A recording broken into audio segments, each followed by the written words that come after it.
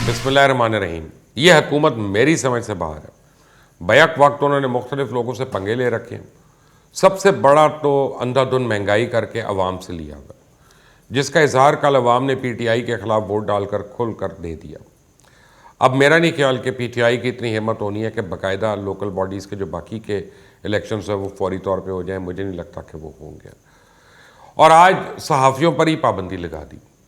हुआ कुछ यूँ कि पार्लियामेंट का मुश्तरका इजलास था जिसे प्रेसिडेंट आरिफ अलवी साहब ने खिताब करना था, पर हुकूमत ने इस अहम मौके पर पार्लियामेंट में दाखिले पर सहाफ़ियों पर पाबंदी लगा दी। यानी जो सरकारी TV पर दिखाया जाएगा या बताया जाएगा वही देखना और बताना है। यूँ सहाफ़ियों के पास एक ही ऑप्शन था कि वो एहतजाज करते, और उन्होंने खूब किया, पार्लियामेंट की राहदारियों में भी, पार्लियामेंट के बाहर भी।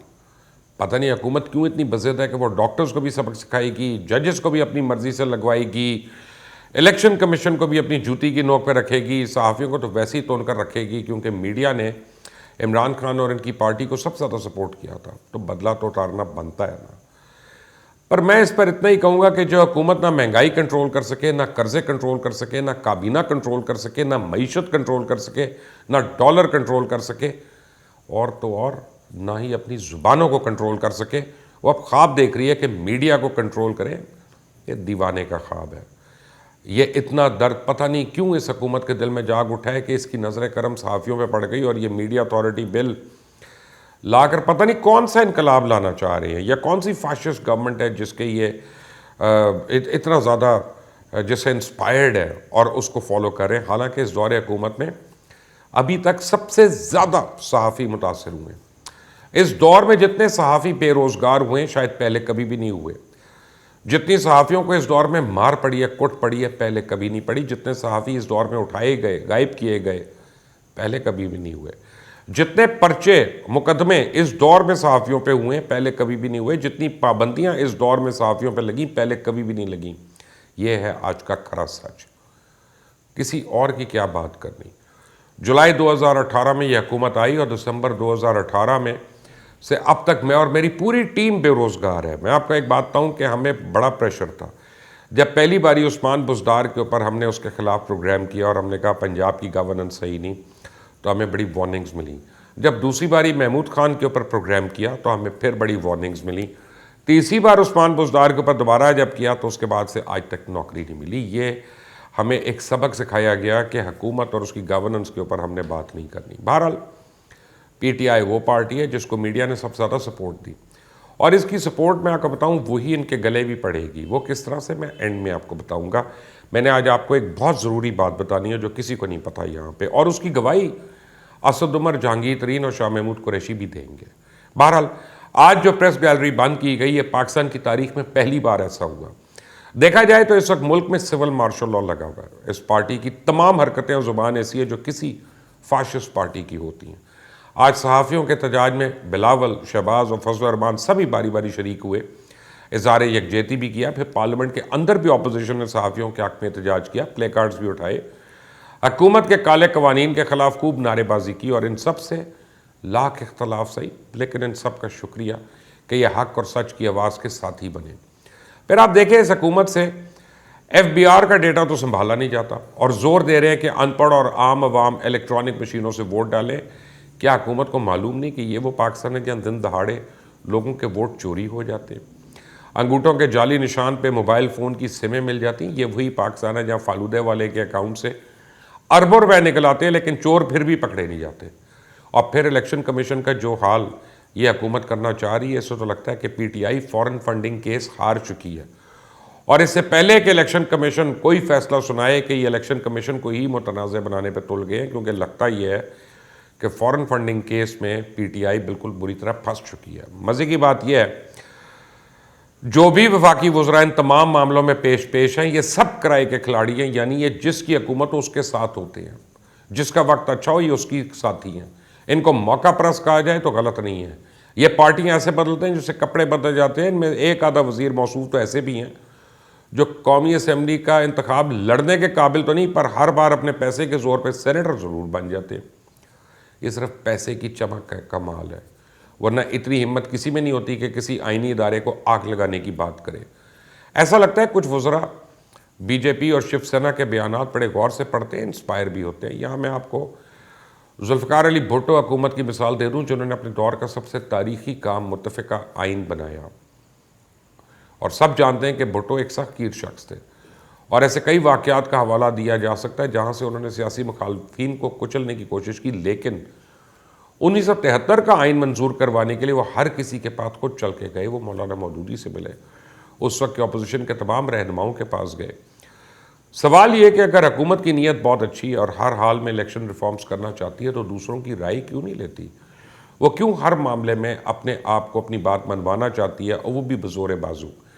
अब फिर चाहे मामला सहाफ़ियों का हो, अपोजिशन का हो, वकीलों का हो, डॉक्टर्स का हो, हुकूमत सिर्फ ये क्यों चाहती है कि इसकी ही बात मानी जाए? माज़रत के साथ, ऐसा तो डिक्टेटर्स के दौर में होता है, जमहूरियत में तो ऐसी कोई मिसाल नहीं मौजूद। आखिर क्यों वज़ीर-ए-आज़म इमरान खान इतनी आला ज़रफ़ी का मुज़ाहिरा नहीं करते कि चल कर मौलाना फजल रहमान या मियाँ शहबाज शरीफ या बिलावल भुट्टो के पास जाए? इमरान खान तो पहले दिन से ही किसी को नहीं छोड़ूंगा का नारा भी लगा रहे हैं, राग भी अलाप रहे हैं, और अमली तौर पर तमाम सियासी मुखालफिन समेत सहाफ़ी, वकला, डॉक्टर्स, क्लर्क, टीचर्स, सबके खिलाफ इंतकामी कार्रवाइयाँ हो रही हैं। जुल्फ़िकार अली भुट्टो से सियासी तौर पर हज़ार इख्तलाफ सही, लेकिन ये इनकी सियासी बसीरत थी कि पार्लियामान में 2/3 अक्सरियत होने के बावजूद उन्होंने आइन का बिल पार्लियामेंट में बुलडोज करने के बजाय तमाम सियासी क़यादत को एक पेज पर इकट्ठा किया, उसे मुत्तफ़िका आइन के तौर पर मंजूर करवाया। पता नहीं ये हुकूमत क्यों सियासी महाज़राई के पीछे पड़ी हुई है, हालांकि सियासी इत्तफ़ाक़ राय की अहमियत इस महाज़राई से बहुत ज़्यादा है। सच यह है कि हुकूमत अहम सियासी मामलात पर कौमी इत्तफ़ाक़ राय पैदा करने की बजाय तसादुम की तरफ निकल पड़ी है और मुतनाज़ बिल पार्लियामेंट में बुलडोज करके ये सदारती ऑर्डिनेंस के ज़रिए लाना चाहती है। और इसकी बुनियादी वजह यह है कि हमारी मौजूदा क़यादत की सियासी तौर पर ग्रूमिंग नहीं हुई है। पता नहीं ये कौन सा हकीम है जो कप्तान को ये मशवरे दे रहा है कि मीडिया को कंट्रोल और ब्यूरोक्रेसी में आए दिन की उखाड़ पछाड़ से ये लूला लंगड़ा निज़ाम हमें नए पाकिस्तान में ले जाएगा। अगर सिर्फ पंजाब में 7 बारी IG बदला जाएगा, 5 बारी चीफ सेक्रेटरी बदला जाएगा, पता नहीं कितनी बारी फाइनेंस सेक्रेटरी बदला जाएगा, कितनी बारी FBR का चेयरमैन बदला जाएगा, ये मुल्क कैसे आगे जाएगा? हालांकि जो कल कैंट बोर्ड इंतखाबात का रिजल्ट आया वो इनकी आंखें खोल देने के लिए काफ़ी होना चाहिए। कल ये 200 से ज़्यादा सीटों पे इलेक्शन हुआ, जिसमें PTI ने 63 सीट्स जीती, यानी आधी से भी कम। मेरी नज़र में ये इलेक्शन के साथ साथ हुकूमत की पॉपुलैरिटी का एक सर्वे था। लोगों ने वोट की ताकत से इजहार कर दिया कि वो हुकूमती कारकर्दगी से किस कदर खुश या नाखुश है। ऊपर से हद तो यह है कि हार को तस्लीम करने की बजाय या वजूहात को जानने की बजाय कल से वफाकी वज़रा ऐसे खुशी मना रहे हैं जैसे पता नहीं कौन सा मार का सर मार लिया। वैसे हार की खुशी मनाने का तरीका अगर किसी ने सीखना है तो इन्हीं के वज़ीरों और मुशीरों से सीखे। आपको बताऊं, पंजाब टोटल वाइप आउट हो गया, 50% से कम आया, और यही इनकी स्ट्रेंथ थी और यही उस्मान बुज़दार का असल शक्ल। और मैं आपको बताऊं कि कैंट बोर्ड का इलेक्शन सबसे आसान इलेक्शन होता है। इससे ज़्यादा मुश्किल इलेक्शन तो जिमखाना क्लब का होता है, इससे ज़्यादा मुश्किल इलेक्शन तो मॉल टाउन सोसाइटी का होता है। आपको हाउसिंग सोसाइटियों के इलेक्शन ही रह जाते हैं कि वो इससे कम मुश्किल हो, वरना ये बहुत ही आसान इलेक्शन होता है। अगर इसमें भी आज़ाद उम्मीदवार इतनी बड़ी तादाद में जीत जाएं, और वो इस हुकूमत को लिए एक लम्हा फ़िक्री है। एक बात मैंने आपको कही थी ना शुरू में कि मैं आपको एंड में बताऊंगा, तो वो आपको मैं बड़ी इंटरेस्टिंग बात बताऊँ कि ये 2018 के इलेक्शन से पहले PTI का एक वफ़द टर्की गया, प्रेसिडेंट एर्दोगान के इन्विटेशन पे। आज शाह महमूद, जहांगीर तरीन, असद उमर वगैरह सारे लोग मौजूद थे। तो टर्की ने, उनका जो इंफॉर्मेशन मिनिस्टर है, वो इन लोगों को साइड पे लेके गए और इसने उनको बताया कि हमने आपके ऊपर बड़ा सर्वे किया और आपके चेयरमैन का एक प्रॉब्लम है। यानी ये प्राइम मिनिस्टर के बारे में बात कर रहे थे, उस वक्त तो प्राइम मिनिस्टर नहीं बने हुए थे।